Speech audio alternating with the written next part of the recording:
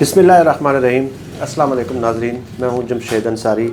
नाज़रीन, हमारे पड़ोसी मुल्क भारत से बहुत तशवीशनाक ख़बरें मौसूल हो रही हैं और अब तक की इतलात के मुताबिक सिर्फ दिल्ली में 37 जो अमवात हैं वो रिपोर्ट हो चुकी हैं और कन्फर्म्ड हो चुकी है। इसके अलावा मुसलमानों की मसाजिद पे कब्ज़ा करके आरएसएस के जो झंडे हैं वो लहराए जा रहे हैं और साथ ही साथ मुसलमानों के घरों पे भी हमले किए जा रहे हैं। इससे भी बढ़ के मैं एक वीडियो देख रहा था और उस वीडियो में जो देखा मैंने, तो यकीन कीजिएगा कि इंसानियत तो क्या हैवानियत भी शर्मा जाए कि जब मुसलमान अपने जो फौत शुदगान हैं उनको कब्रों में दफन कर रहे थे, तो उस वक्त भी हिंदू इंतहा पसंद और आरएसएस के पैरोकार वहाँ कब्रिस्तान में भी मुसलमानों पे हमला आवर हुए।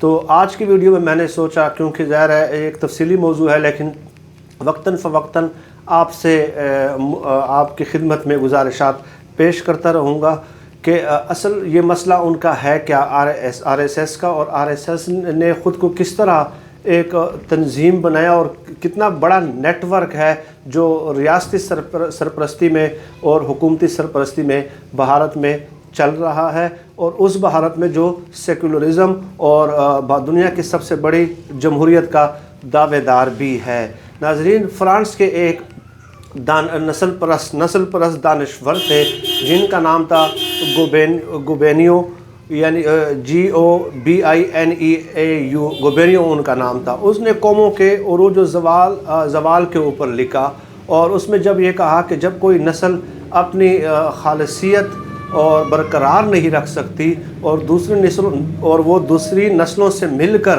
आलूदा हो जाए, यानी कि कोई एक नस्ल है, एक मज़हब है, वो दूसरी नस्लों के साथ उसका इख्तिलात हो, उसके साथ एक ही मुल्क में रह रही हो, एक मज़हब और दूसरे मज़हब के लोग बाहम मुश्तरक एक ही खित्ते एक ही मुल्क में रह रहे हों, तो दूसरी नस्ल की जो लियाकत है, तो उनकी जो लियाकत, जहानत और काबिलियत कमज़ोर होकर इन्हितात का शिकार हो जाती है।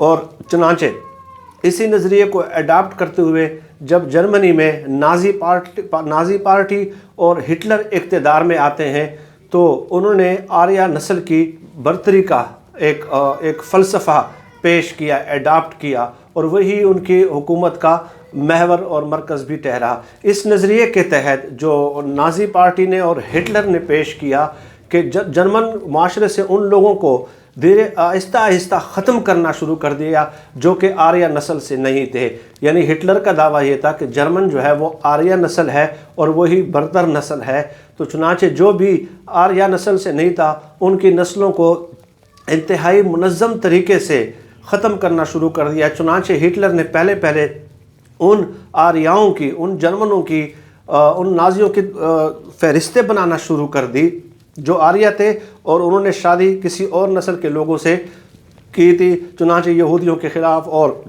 जिप्सियों या खाना बदोशों के ख़िलाफ़ एक मुल्कगिर तहरीक चलाई गई और फ़हरिस्तें तैयार की गई ताकि आर्याओं की खालसियत को और इनफरादियत को बरकरार रखा जा सके। और इससे भी आगे बढ़े कि नाज़ी दौर में इस बात पे भी, जर्मनी दौर में, हिटलर के दौर में इस बात पे भी बहुत खामोशी के साथ अमल हुआ कि ऐसे मर्दों की नस्बंदी की गई जो या तो कमज़ोर थे और या उसका ताल्लुक़ किसी दूसरी नस्ल से था, ताकि वो जर्मन कौम के किरदार को मुतासिर न कर सके। इस नस्ल परस्ती नज़रिए के तहत तस्वर ये था कि अगर सफ़ेद फाम अक़वाम ख़ुद को दूसरी नस्लों से कमतर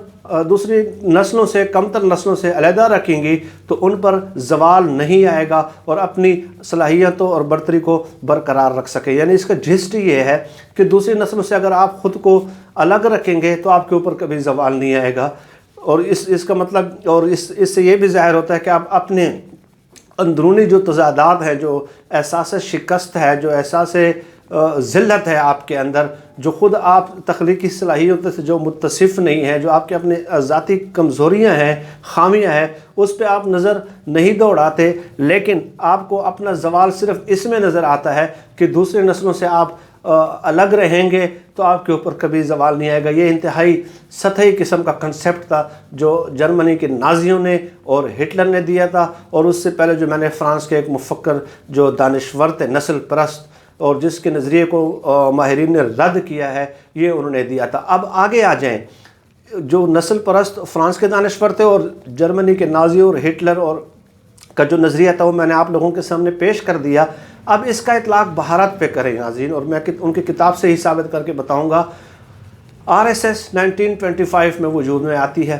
1930 में इसके जो बानी थे डॉक्टर के हेडगेवार, उसका ढांचा इटली के फाशिज़म के मुताबिक तैयार करना शुरू कर दिया। डॉक्टर हेडगेवार जो थे, जो सरबराह थे आरएसएस के, बानी थे आरएसएस के, वो इटली के मुसोलिनी से बड़ा मुतासिर था, और उसके साथ साथ वो हिटलर से भी उसको तहरीक मिलती थी और हिटलर से भी वो बड़ा इंस्पायर रहा है। 1940 में एमएस गोलवलकर इसके सरबराह बनते हैं, आरएसएस के सरबराह बनते हैं। चुनांचे इसी एमएस गोलवलकर ने जो 1940 में आरएसएस के सरबराह बने हैं, उसी की उन्होंने एक तारीफ़ की, हम और हमारी कौम, और ये तारीफ़ आरएसएस की बाइबल, आरएसएस की जो किताब है उसको बाइबल यानी किताब मुक़द्दस के नाम से पहचाना जाता है। उन्होंने ख़ुद ये नाम रखा है।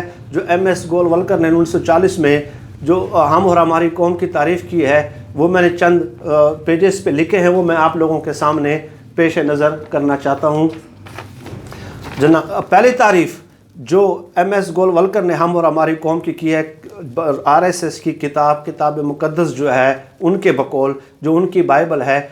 तारीफ़ नंबर 1, जिस रोज़ से मुसलमान हिंदुस्तान में आए हैं उस मनहूस दिन से लेकर आज तक हिंदू कौम बड़ी बहादुरी से इन गारतगरों का मुकाबला कर रही है, और अब हिंदुओं की रूह बेदार हो रही है। यानी उनके तमाम तर ज़वाल की जो ज़िम्मेदार है, हिंदुओं के तमाम तर ज़िम्मेदार या शिकस्त के ज़िम्मेदार या जो उनके अंदरूनी ज़ाती तज़ादात हैं और अपनी खामियां हैं, उन तमाम तर खामियों की, उनके तमाम तर नाकामियों के ज़िम्मेदार ये मुसलमान है। और जिस दिन से हिंदुस्तान में मुसलमान आए हैं उनके मनहूस दिन शुरू हुए हैं। ये उनकी किताब मुक़द्दस में एमएस गोलवलकर ने दर्ज करवाया है। और दूसरी तरफ वो साथ आगे ये भी लिखता है, हिंदुस्तान सिर्फ़ हिंदुओं की सरज़मीन है जहाँ सिर्फ़ हिंदुओं को रहने का हक़ है, बाकी सब कौमी नज़्मुल ऐन के हवाले से गद्दार हैं। ये दूसरी तारीफ़ हम और हमारी कौम की एमएस गोलवलकर ने जो आरएसएस का